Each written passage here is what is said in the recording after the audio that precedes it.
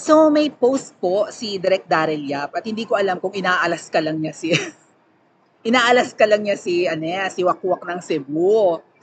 Pero syempre si Direk Daryl Yap po ay makasenadora Amy. Okay, hindi ko naman masisisi, magkaibigan naman ng mga yan through thick and thin, pero syempre marami sa Mawinians, including the princess, medyo hindi na palagay ang loob sa kapatid ni Kuting, nadamay na siya, no? And dahil nga po, winawarningan na tayo, katulad ni Attorney Busantok, isang abogado ng mga indigenous peoples, because siya mismo ay, alam ko, katutubo, itong co-host ni Ka Eric at saka ni Doc Lorraine Badoy sa kanilang program ni Pilipinas Nating Mahal. Parang ano siya parang regular guest host, gano'n, regular tapos guest. oh, oxymoron. So, parang nagwa-warn siya na mag-ingat tayo sa mga taong nananahimik. Kasi nga naman, ang daing pagwawalang hiya ng Kuting administration, ang SMNI ginurgur, kinulong si Doc Lorraine Badoy, si Ka Eric, 'di ba? Si Pastor Kiboloy nagtatago, may patong ang ulo. Delikado po yung patmani, whatever that is, no? Yung patong sa ulo ni Pastor Kiboloy, kasi magki-create po talaga yan ng chaos, mga ate at kuya. Kasi baka mamaya dead or alive, 'di ba? Ay marami po ang magha-hunt kay Pastor Kiboloy, kahit ordinaryong tao. Malaki ang 10 million, lalo ngayon naghihirap ang Pilipinas. So, isipin nyo na lang kung pumalag din si Pastor Kiboloy, halimbawa, di ba? Tapos isang ordinaryong tao lang yung hahunt sa kanya, mapagkabala ni Pastor Kiboloy na terorista or NPA, makakaliwa, nagkaroon ng labanan. So may pwedeng may mamatay dahil lang sa kawalang hiyaan ng Kuting administration na wala namang ginagawang kasalanan si Pastor Kiboloy. Akala mo si Pastor Kiboloy ang public enemy number 1 ngayon. Hindi lang nila matarget pa si Tatay Digong, pasimple nilang, di ba? Natatakot din sila kay VP Sara sa tingin ko hindi lang talaga nila mahuli-huli si PRRD, kasi ang balak po talaga sa pagkakaalam ko ay oras na pumunta si PRRD or umaten si PRRD sa hakbang ng maisog abroad, saka siya bibit-bitin, say sa Japan, say dito sa Hong Kong, say sa Canada or everywhere na miyembro ng ICC, pwede pong dakpin sa airport, harangin agad si PRRD. At si PRRD ngayon nag-iingat, hindi makaalis rin ng Davao, hindi rin makasama sa mga hakbang ng maisog kahit sa Pilipinas, dyan sa atin. Dahil nga po, 'di ba, may mga pa-sniper, ganun. 'Di ba may ganung chika? Kaya hindi nakapunta si PRRD sa hakbang ng maisog ng Pampanga. So hello po sa mga Kapampangan dyan at sa mga neighboring provinces dyan sa Central Luzon. Ayan po ang mga maiisog so far, di ba? Ang pumapalag. Ang Davao Region, pumalag one time ang Cebu, pero nagurgur naman yung kanilang mayor doon, hindi ba? So, post ni Direk Daryl Yap, mga tat kuya, si Madam Puno, at tapos si Madam VP, at saka si Madam Tusod. Dito po sa Hong Kong, meron yatang Madam Tusod, doon sa may Victoria Peak. Tama po ba mga tat kuya? Parang may Madam Tusod museum doon na napini-feature doon yung mga wax figure na yung accurate na figure ng mga artista, ng mga celebrities, ng mga kilalang tao. Pero wax 'yon, 'di ba? Made of candle wax or something. Na kapag nainitan, malulusaw 'yon. Pero hindi mo talaga malalaman na, kasi si Pia Wurtzbach may wax figure ata dito sa Hong Kong, 'di ba? Sa mga Madame Tussauds na 'yan. So ibig sabihin itong yung tinatawag nilang ng Cebu, ay mukha ng wax figure, hindi na gumagalaw ang mukha, tapos galit na galit, masungit na masungit. Pero may isa pang warning si Direk Daryl Yap dito. Hindi siya natutuwa kay Cristina Frasco at saka sa nanay nito, nasa dulo, di ba? Yung nasa dulo na yun, yung nanay ni Cristina Frasco, si Governor Gwen. VP Sara, mag-ingat ka talaga dyan. Isa yan sa mga tumatahimik at hindi pumupuna sa ginagawa sa pamilya mo. Tapos nung kayo ay nagkahiwalay ni President Marcos, nabuwag na ang unit team at ikay nag-quit na as Deputy Secretary, parang pumapanig pa yan kay President Marcos Jr. Sabi niya wala talagang forever. Kung tutuusin, di ba yan siya yung isa sa mga doon binuo sa lugar ni Governor Gwen ang unit team. Doon nag-meet si President Marcos Jr. at si VP Sara nung kampanyahan. Doon nabuo ang unit team. Si Senadora Amy naman yung nag-coin ng word na yon. So, tapos ngayon, magkakasama na naman sila. VP Sara, mag-ingat ka sa mga nakapaligid sa'yo, ha? Well, although Senadora Amy po si Direk Daryl Yap, may isa naman siyang warning din kay VP Sara. Dali, open ko lang.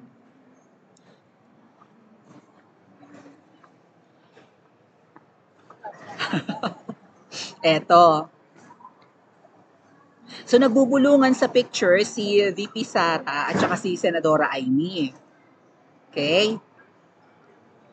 Yan, naghutik-hutik sila. Asa man yung National Schools Press Conference, siguro sa Sugbon eh. Sa Cebu siguro to, no? Sa Bisaya siguro. Yung nasa dulo parang si Mayor Rama, kung sino man yun eh. Doon sa pinakadulo. Ito si Governor Gwen, yung merong sun visor na sombrero. Si VP Sara bumubulong kay Senadora Amy. Nilagyan ni Direk Daryl Yap ng caption. Sabi ni Direk Daryl Yap, kunwari si VP Sara may sabi nito, kamayan ko ba or kakamayan ko ba? Ang sabi naman ni Senadora, sige, wag ka lang papakuha ng buhok. Ngik!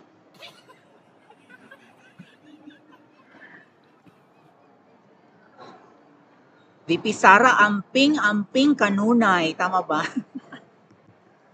Wag daw magpapakuha ng buhok. Pwede daw makipagkamay si VP Sara.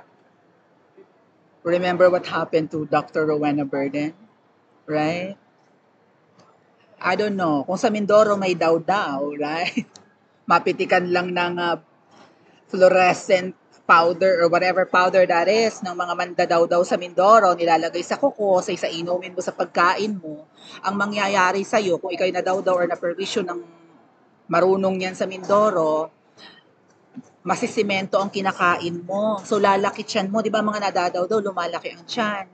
And then, hindi natutunawan. Nagiging semento ang kinakain. So, ang sinasabi po nila, yung nilalagay na powder sa kuko ng mga mandadaw-daw sa Mindoro, ginagawa po talaga yan kasi dahil hanap buhay rin daw ng ng ibang marunong yan. Diyan yan sa Mindoro, hanap buhay. So bukod sa pamimerwisyo, say hindi nila kinatutuwaan yung kainuman or bisita, dadaw-dawin nila. Pero syempre, hanap buhay daw po rin ng iba yan.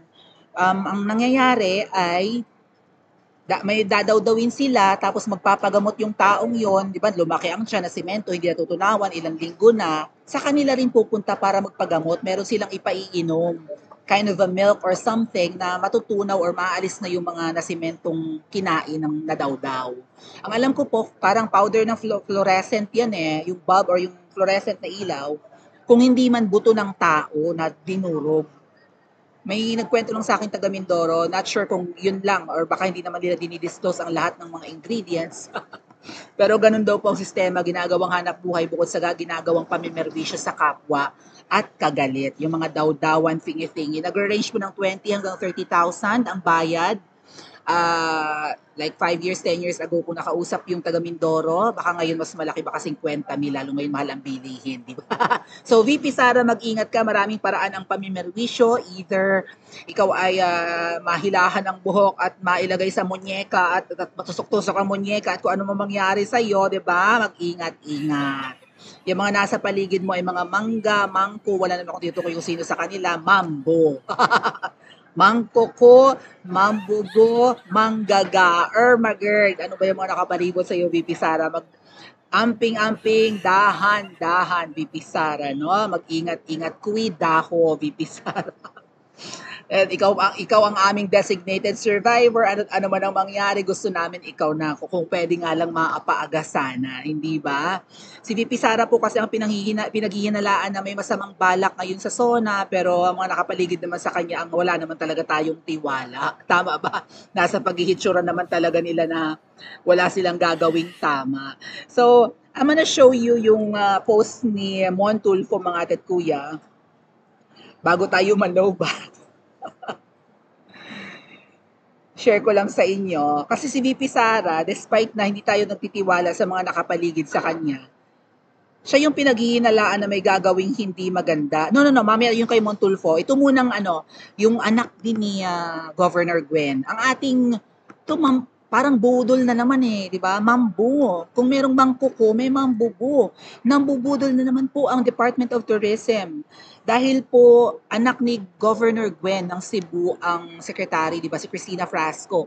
Kung naaalala nyo, si Cristina Frasco ay napahiya ng todo-todo, and even si yung asawa ni Tony Gonzaga, dahil sa ang kanilang video for tourism na binura din nila, eventually in-upload sa YouTube, proud na proud, ang ganda-ganda ng video, yung pala binili lang online.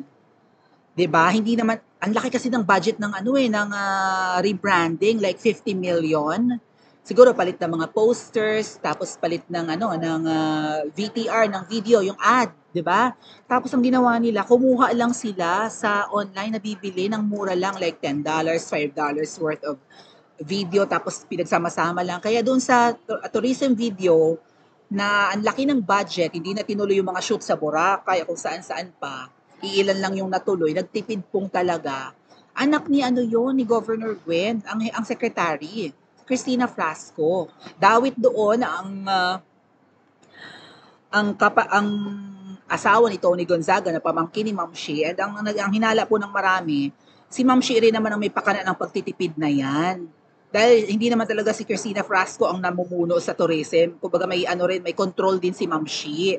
So ang nangyari, tinipid ang video noon, yung bumili lang online, hindi talaga nag-shoot, hindi nagdala ng cameraman, hindi pumunta sa mga probinsya, 'di ba? Hindi nagdala ng mga malalaking equipment para kumuha ng mga sceneries para sa tourism natin, bumili lang online. Kaya yung mga sand dunes doon, mga galing Dubai, galing UAE, yung rice terraces hindi galing sa Banawe or sa Ifugao or dyan sa norte natin, dyan sa Mountain Province, mga galing palang Indonesia. Pati yung nangingisda, naghahagis ng lambat, hindi pala sa Boracay or hindi sa karagatan ng Pilipinas, kundi sa Thailand. Bumili laang, nagkuripot. So kung ang video yung nagkakalaga ng $5, $10, baka hindi sila umubos ng $1,000 sa pagbili ng video online, pinagdikit-dikit na lang, at yun ang naging ad ng tourism natin. Napahiya ng husto dyan si Christina Frasco, hindi niya sinagot yon, basta binuran na lang nila yung in-upload nila, baka nag-sorry, and then nagkaroon ng wellness leave ang tourism secretary na anak ni Governor Gwen. And now may panibago na namang kasalanan, at inaasar nga po ni Direk Daryl Yap itong anak ni Governor Gwen. Hoy, ba't tawa ka pa ng tawa? Husto na. So, yes. Immigration. Anong gagawin niyo po? Ito po yung entrance. Diyan. Anong oras ang flight nyo? Anong Air Asia? Magkakasabay siguro tayo. 6:15? Ay, kailangan nang i-check-in. Hanapin niyo po dito sa mga hilerang yan. Ipagtanong. Basta yan yung mga hilerang yan. Nandiyan po yan. Itanong-tanong niyo po. May i-check-in ba kayo? Saan banda? Okay na. Dito sa hilerang ito. And then, pupunta na kayo sa immigration. Doon po yan. Ang alin?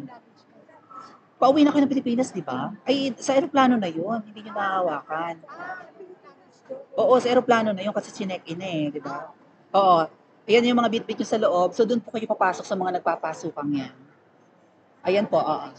Sige po, see you na lang mamaya. Ingat. Anyway, so ayan po. So, may panibagong ganap na naman itong anak ni Governor Gwen. Meron po yatang itatayong building na magiging available daw po. Nadulas akyams. Diyos. Na magiging tawag dyan, na paggaganapan ng concert ni Taylor Swift sa 2028. Tapos itong proposed building design ay kuha lang pala saan? Sa California, San Diego Arena Project. San Diego, California. Wala talaga silang design or blueprint or proposed design ng ipatatayong policy. Diyos ko, sa Pilipinas naman laging delay. Tingnan niyo yung MTR, yung subway ng Pilipinas. Dapat bago matapos ang term ni PRRD, may ilan na yung station, like from QC, like sa North EDSA hanggang Ortigas. Mga dalawang dalawang station na dapat ay maybe North EDSA to halimbawa ay Quezon Ave, or North EDSA to Santolan, sa Krame, sa Green Hills, right? Mga ganon. And then Green Hills to Ortigas naman. or Santolan to Green Hill, Santolan to Ortigas, dalawa na po dapat station ang tawag doon gagana bago matapos ang term ni PRRD. Hanggang ngayon, wala pa tayo nabubuksang subway. Baka matapos ang sabit by 2025 na, so that's gonna be next year, election ng mga senador. Dapat may mabuksan na, di ba, na subway station, dapat gumagana na yan. Ay, laging delay. So, siguro may problema sa budget sa Pilipinas, laging ganyan, hindi on time. So, itong pinapakita nilang design ng arena or proposed venue, stadium na ipagagawa, ninakaw na naman. Kaya inaasar po ni Direk Daryl Yap itong anak ni Governor Gwen. Department of Tourism Philippines, Secretary Cristina Binupyangalanan niya, tinagpa niya. Magandang umaga sa inyo, nag-almusal na ba kayo? Merong pandesal dito sa akin, palamanan nyo na lang ng hiya. Walang kahihiyan. At kumusta ang tourism ng Pilipinas? Boom na boom ba? Nagrereklamo daw ang mga hotel owners dahil hindi po malakas ang kita ng mga hotels ngayon. Bagsak ang ating tourism. Sino ba naman ang gaganahang mag-tour sa Pilipinas? Ang lala ng corruption, ang lala ng krimen. Grabe ang... Tapos isasabak pa tayo sa giyera. Palpak ang Department of Tourism, palpak ang gobyernong puting. Mambubudol, hindi pa nila sariling design. Ninakaw na naman online, kinopya. That's plagiarism, if not thievery. Diba? If not theft. Hindi kayo makapag-design ng sarili nyong stadium. Kumuha kayo sa proposed design ng San Diego Arena Project. Anong klase ito? Ganyan po ang nangyayari kapag ang mga alter ego or mga sekretary ng presidente ay hindi nakakastigo at hindi nababantayan. You know what? Kung mapapanood niyo po yung House of Dragons, itong season 2, itong episode 4, mga ate at kuya, na kung saan namatay yung dragon na namatay na dragon, naglabanan na yung mga dragons, okay? May matandang Targaryen na may dragon siya na napatay nung kontrabidang dragon, pati siya, laglag. So, dyan sa episode na yan, namatay din yung hari na kontrabida, kalaban ni Rhaenyra or whatever. Nalilimutan ko yung mga pangalan nila. I think si Aegon. Si Aegon yata yon, yung hari ng, basta. Yung hari na yun ay, na ina-advise ni Alicent ba yun? Nalilimutan ko yung mga names eh. Basta sa House of the Dragon, itong season 2 ngayon na ongoing, yung hari doon ay parang si Kuting. We don't need anything from you, sabi nung nanay niya. Ang gawin mo na lang ang gusto naming gawin mo, which is nothing. Sinupalpal yung hari doon. Ang gusto naming gawin mo ay wala kang gagawin. Kami ang magkokontrol sa iyo. So kung sino yung mga taong nasa palibot ng hari, yung kanyang nanay, yung kanyang mga mga head of the army, mga advisors na matatanda at kung ano pa, sila yung may full control sa kingdom. At yung hari, parang symbol lang. Kaya galit na galit. Bata pa kasi. Bata as in like 20 years old na hari. Na Targaryen, puti ang buhok. Namatay sa labanan. Kasi ano nga, wala ngang alam. Tapos mapusok. So, ganito ang nangyayari kapag walang alam ang leader at wala siyang full control sa kanyang mga gabinete. Mapapariwara talaga ang kingdom at sari-sari ang ginagawang kainutilan at pambubudol, akala'y makakalusot sa mata ng taong bayan. Nakalusot ba? Si Mrs. po yata na naman ang kumalkal nito. Mrs., mag-ingat ka, magugurgur ka. May nag-warning sa akin, ang mga vloggers daw ay tatargetin na. Lalo, kung naman ikaw, Mrs., ang galing mong mangalkan. Para kang si Kong Marcoleta, mas bongga pa.